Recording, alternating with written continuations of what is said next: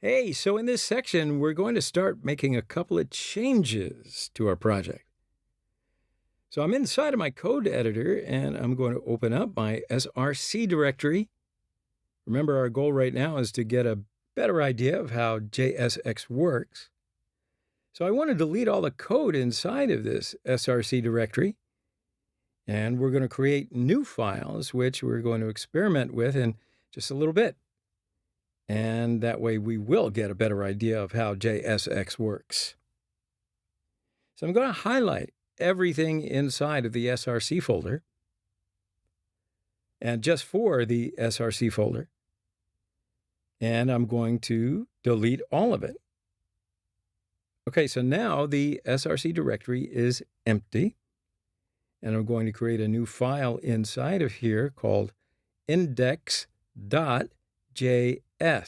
Now, the name of this file is indeed very special. So just make sure that you name your file index.js as well. I'll tell you a little bit later on why this file is so special, so dear to my heart. Now, when I create this new file, I can flip back over to my browser where I have my React application running at localhost 3000. So if I refresh the page, you'll notice it's now completely white. Nothing at all shows up. So right now, we want to figure out how to use React to get some content to appear on this screen. Once we figure out how to get some content to appear on the screen using React, we'll then be able to start to play around with JSX a little bit and get a better idea of all the rules around it. You need to know the rules to break them, or you need to break the rules to learn them. Well, let's move on. So it's a 3-step process, basically, and we're going to follow 1, 2, 3. So to get some content to show up on the screen, this is what you do. We'll begin right now with step number 1. I want to import the React and React DOM libraries. And in order to do so, I'm going to write out import React from React, and then import React DOM from React-DOM. Okay. So now I want to talk to you a little bit about exactly what import statements are and why we have to use them at all.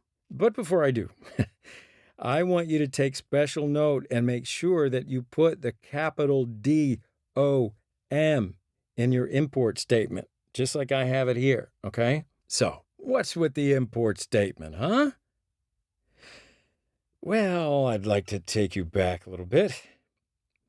We are reminded that back on over on the other project that we worked on in CodePen, we didn't have to write an import statement.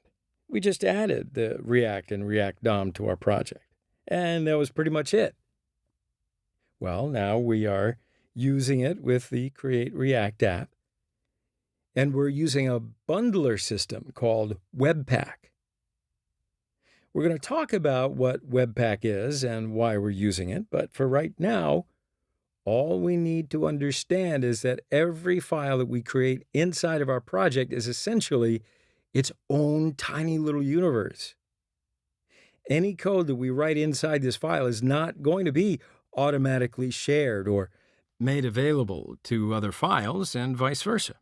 So in other words, if we want to gain access to any libraries or any other code that we write inside of our project, we have to write an import statement like the one that you see right here. All right. So now, a quick diagram. So first we will place the import keyword, and it tells JavaScript that we want to reach out to either a dependency or another file inside of our project. So the import statements like this can be used to import either dependencies or packages that we install to our project, such as React and React DOM. Now, the second word is going to the name of a variable that we want to take all the code from that dependency or file and assign to. Now, I know I kind of said that awkwardly, but essentially what's going on here is that we're going to reach out to the React dependency. Yeah? So we're going to take all the code inside that dependency and then assign it to this React variable. Now, one thing to be aware of is that the name of this variable right here does not have to be exactly React.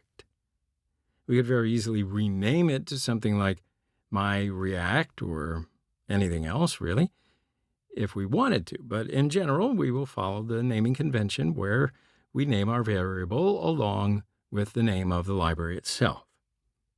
That way, nobody gets confused.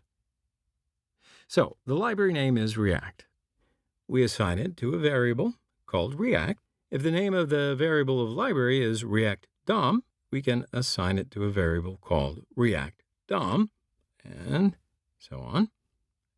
Naming convention, clarity, yeah. So the next step is the from keyword, and we want to pull code from a file or a dependency. And then finally, we will list either the dependency that we want to import from or a path to the file that we want to import in case we are importing a file that we've created ourselves. So now, if we list out a dependency right here, what's going to happen is JavaScript is going to say, oh, okay, I see that you want React. It's then going to look inside the node modules directory and is going to try to find a folder inside of here called React. So if you scroll down inside of that node modules folder, you're going to see that we have a folder called React right here.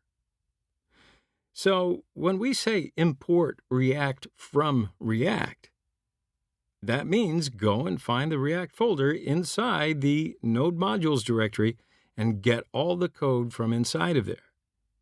And then the same thing with the React DOM as well. Now, you'll see that the React DOM folder is right there. So if we wanted to, we could technically import any of the different folders that you see inside of our node modules directory.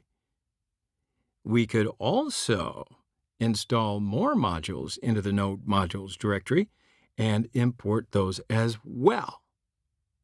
But before you do that, obviously, we're only going to import the dependencies that we actually want to use and really care about for this particular project. Okay? Okay. So next step is we're going to focus on creating a React component. But before we do that, I do want to very quickly let you know about what exactly a React component is. All right, to the diagram. React component. So it's a function or a class component. Back on CodePen with that quick example we did a while ago, you saw an example of a class-based component, and we can also create them as a function. The purpose of a component is that either a function or a class is to produce HTML that we're going to show to the user. Now, its secondary purpose is to handle feedback from the user. For example, anytime that the user clicks or types or drags or any type of event like that. So in order to produce content or HTML to show the user, we're going to write out some amount of JSX. So remember, JSX, that stuff's going to look like HTML. Now, in order to handle feedback from the user, you remember back when we used CodePen, we used those things called event handlers in order to handle feedback from the user? Of course you do. We're going to talk about this step a little bit later on, but right now our focus is just on showing content to the user and using a small amount of JSX. So let's now flip back over to our index.js file, and we're going to create a new functional component. So I'm going to say const app is equal to a function, And inside of here, I'm going to return a div that has the text hi there, like so. Yeah, and that's it. That's a function-based component right there. So now this is a component that is using a function with the function keyword. So very frequently you will see this rewritten using an ES 2015 arrow function. It would look like that rather than putting the function keyword that we put in the arrow, which is the equals and then the greater sign on the other side of the parenthesis. Then inside of the functional component, we return a little bit of JSX right here. Cool. So now that we've got a function-based component put together, we're going to take that component and we're going to show it on the screen in our browser. Now to do that, I'm going to add a little bit more code down here at the bottom. So I'm going to say React DOM. Now, let me remind you that DOM is capital D-O-M .render. And then I'm going to open up a function call and I'm going to expand it just like this. So just give myself a little bit more space to type. Now for the first argument, I'm going to take that app component that we just created and I'm going to put it into JSX tags. So essentially it looks like HTML tags. And I'll put an app like so, and then put a comma. And the second argument is going to be a reference to a DOM element that already exists inside of our HTML file. Now, we might just pause right there and say, what HTML file? Well, we haven't really spoken about it just yet, but you will notice that inside that public directory, we have an index.html file. Anytime that someone goes to localhost 3000, they get sent this HTML file right here. So inside this HTML file, you can scroll down to the body, and inside the body, you'll see that there is a div with an ID of root. So by convention, in a create React generated application, we're going to take our component and render it or display it inside of this div with the ID of root right here. So we need to essentially get a reference to this div with the ID root, and then we're going to pass it as the second argument to the React DOM.render. Call back over here inside of our index.js file. Follow?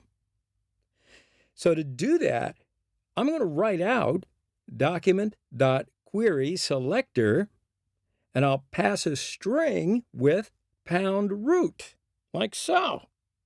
Ha! So that call right there is going to get a reference to that div with an ID of root, right? So this is a built-in native function that is available in all browsers. So we don't have to import anything or do anything like that in order to use it. Okay, so that's pretty much it. That's the 3 steps that we have to go through to get some content to appear in our browser. So let's go ahead and save this file. All right, so now that I've saved this file, I should be able to flip back over to my browser at localhost 3000. And I'll see the content being produced from our function-based component appear on the screen. I'm not nervous. I'm just short of breath. Okay, it simply says, hi there. Ah, bliss. Am I right? Okay, so that's pretty much it. That's how we get some content to appear on the screen. We import React and React DOM. We create a React component, and then we take that component and show it on the screen using the React DOM library. Boom. Okay. So So why don't we take a break right now, and in the next section, we're going to learn a lot more about JSX and how we interact with it.